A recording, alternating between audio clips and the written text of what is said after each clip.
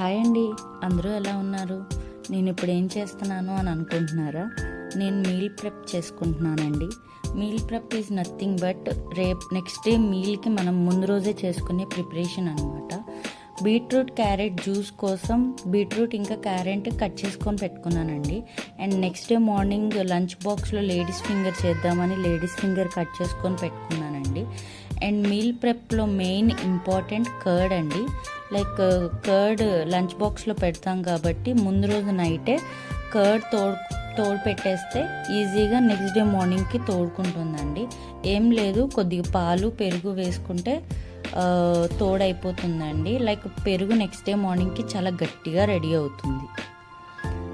And chillies లాంటివి ఏమన్నా ఉంటే వాటివి తొడలు తీసేసుకొని ఒక బాక్స్లో వేసుకోవడం, అలా వేసుకున్నప్పుడు కూడా మనకి వర్క్ చాలా తొందరగా అవుతుంది.